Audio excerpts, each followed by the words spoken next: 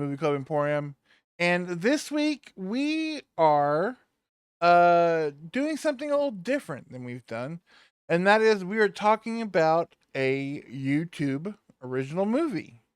And by that I mean a movie that was made specifically to put on YouTube. Now, we talked about Iron Lung earlier this year.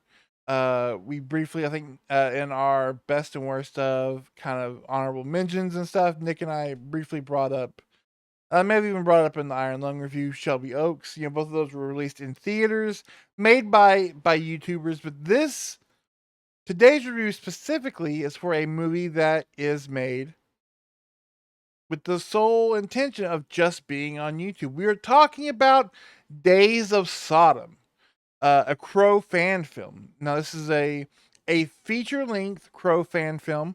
They're very upfront. This is not a remake of the 1994 Brandon Lee film The Crow. This is a director and star Cody Falk.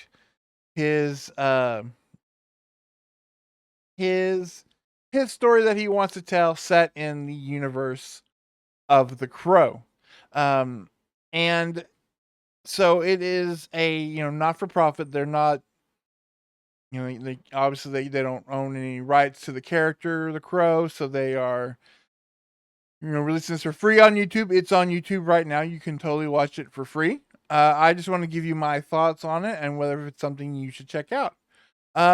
First and foremost, again, because this is a fan film, I do feel it, to be honest with you, that my watching it through a critical eye is slightly skewed. And in so much as I understand that you're not going to have the budgets, the crews, the amount of movie magic while at your disposal, while you are able to do so much more um on your own without that Hollywood machine behind you. There are certain limitations. So honestly, for this, especially something like this, for a movie that is a fan film, a love letter to a character or a franchise, my main kind of, I don't want to say criteria, but my kind of main look, what I'm watching it for, is how well does it service the how is the story? What is the story being told?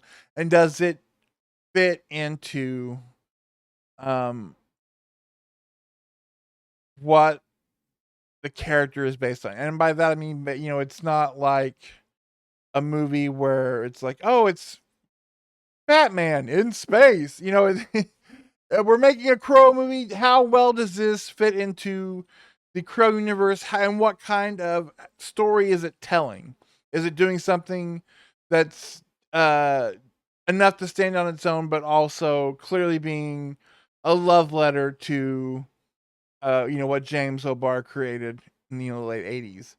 And I will say, for in this instance, I think this is one of the uh, quote unquote uh better Crow sequels. That's the thing about the Crow series with the movies, is that it was never the same character, thankfully. Whether it was done on purpose or out of respect to what Brandon Lee did with that first film. All the sequels, told different stories set in this world, different aspects, different iterations of the Crow as a force, and not just a single person vigilante. Um, and I will say this one does a very good job of capturing uh, something that I feel like the other official Crow sequels uh, don't, and it's something that really hasn't been touched on, honestly, kind of since that first movie. Um, and that is it does so well at getting um it actually, as opposed to the some of the sequels, it plays down the whole gothic love story of it all, where just a forlorn avenging his love. It does have that, but it also taps into more of kind of that original Crow, the way that Brandon Lee portrayed him as, with very rageful, not so much at just the people who are who he's back to make the wrong things right against, but just to the fact of having to be back. It's a mixture of rage and pain that I think isn't, while other movies get the rage right, um because that's what leads to the action sequences. Some of the other sequels don't necessarily, um they miss the pain and the grief. The Crow was born out of grief, and so I think that to simply make him, a dark avenger and stop there is kind of what some of those lesser sequels did, and this definitely feels like it's more in tune with that first film, where there's a lot more to deal with grief and kind of the loss that you must feel, knowing that you have to come back to avenge because you weren't able to, you let that person down in some way, or you feel that you do, and so that's why you can't rest. It does a really good job of that. I will say this though, I'm not a filmmaker, and I know that when I say this, even when I looked at it, my first kind of, oh, I don't know, is the runtime. It's 2 hours and 35 minutes long. Um, I get that. I think in an interview, the director said, he tried to get it under 2 hours and just felt that he couldn't. And I get that, and for all I'm an extended versions kind of guy. It's one of those things where a movie comes out, and then a while later you get that extended director's cut. And we don't bat an eye of however long it is. Um, Watching this, I don't think it would be necessary to go in and remove like scenes whole. There are a lot of, I'm assuming it's for pacing. There's a lot of lingering and a lot of drawn out scenes that I feel like at certain times I was just kind of being like, you can cut, you cut. Um, but again, it's not my film. It's not my story to tell. But do know going in that, if you are interested in watching it, it is 2.5 hours long. Um, which it never feels like, it never feels draggy, it never feels like we're just spinning our wheels. It just feels like there are some moments where you could kind of, um just trim like 10 seconds here, 15 seconds here in certain scenes to kind of just a little tighter. But again, it's not my place. I'm not a filmmaker. We made films in high school. We certainly did not have the talent nor the technology to do what they're able to do now. Um, but I just it is just it's a long film, just so you're aware. As far as acting goes, I will say our actor, our filmmaker, Corey Falk, as the character of Thorn Gray, aka the Crow, he does a very good job. He definitely has the look down. He has, again, he portrays not only the rage of the character but also the grief very well. There's also some surprising names in this. Vernon Wells, who, if you happen to have joined us last night for our April live hangout, Nick and I were talking about Mad Max knockoffs, and we talked about the Road Warrior, and Vernon Wells, of course, is a major part of that film. And he's in this, and he is kind of the big bad. Um, and he does a good job. He not only does he do a good job, he definitely has kind of ties, certain ties. I'm sure it was done purposely, where there are aspects of him that draw from all four Crow movies. Um, I'm not talking about the remake. If you want to know our thoughts on the remake or the whole franchise as a whole, on our playlist under live streams, Nick and I we talked about the entire Crow franchise. So if you're curious about our thoughts on that, especially reviewing uh, the uh, the Skarsgård Crow film from a couple years ago, definitely checked it out. I'm not talking about that movie. I'm talking about the four, the Crow, and then City of Angels, Salvation, and Wicked Prayer. Uh, Brendan Wells' character kind of pulls a little bit of something from each one of those characters, which is fun to see. He does a good job. He's got to be like what in his like 70s or 80s now, at least. He's still really good. He is one of the best parts of this movie because he's so genuinely great at playing a bad guy. Um, there's also a fun catch for several wrestling fans. Two kind of wrestlers from kind of when I was watching wrestling in the early 2000s are in it as small of characters. Mickey James, who I kind of hoped to be in the movie a lot longer than she was.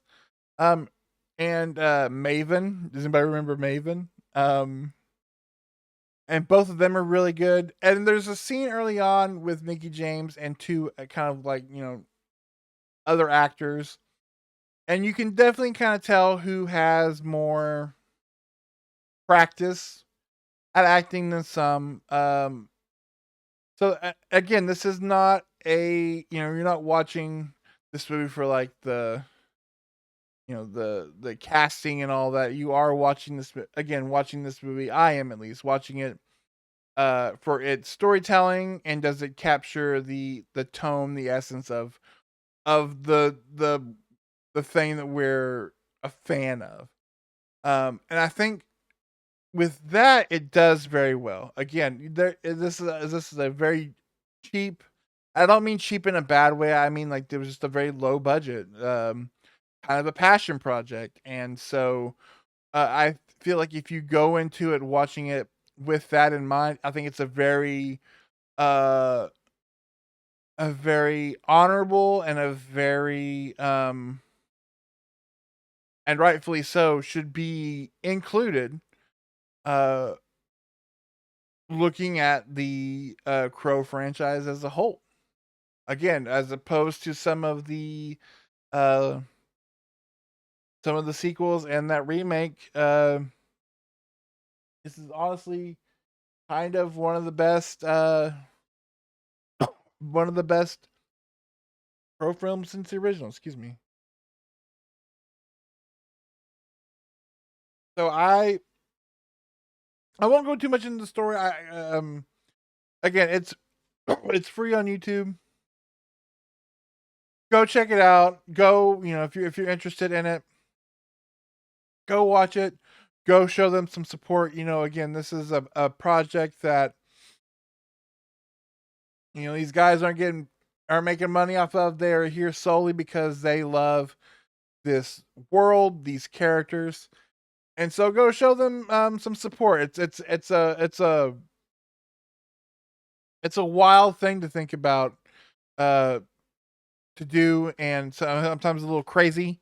And so to be able to pull something like this off at the scale that they have, again, it's a lower budget, but they pull off a lot of pretty cool things. I would be curious to see kind of what they do next. And so again, without getting too into the whole storyline and everything like that, I just purely on vibes and kind of again how they are able to fit into the world that we are we are homaging. I think it's a fine addition. Um, so go check out Days of Sodom, a Crow fan film. I think if you just type in DOS Crow, it should come up. Go support them. And that'll do it for this week's review. Next week, I do not know what we'll be talking about. Again, I do want to reiterate, I know I want to keep selling it. I know Mortal Kombat 2 is coming out. Yes, Nick and I will be reviewing it, but we are going to be waiting till the end of the month because, again, if you joined us last night, Nick and I talked about, we had our April live hangout where we talked about Mad Max knockoffs. Really fun live hangout. Really appreciate everybody who stopped by for that. It was a really fun time talking about these wild and weird knockoff movies. And for May, our May hangout at the end of the month, we are talking about not only the brand new Mortal Kombat film, but the entire live action franchise. All four movies, Mortal Kombat, Mortal Kombat Annihilation, and then the two new Mortal Kombat movies. Plus, we're going to be looking at Mortal Kombat Legacy, the short-lived internet series because solely because it has Michael J. White. And if it's good enough for Black Dynamite, it's good enough for me. So we'll be watching those and talking about them. So you're gonna want to join us definitely for that. And then be here Wednesday. Nick Cal have a new post theater clarity going up, should be. And next Sunday we'll have a new review up as well. So make sure you are liking and subscribing, sharing us around when you can. Our goal is triple digits for the end of the year. And so with your help, we can get there. Maybe we'll do something special. We joked about doing a special live stream if that were to happen.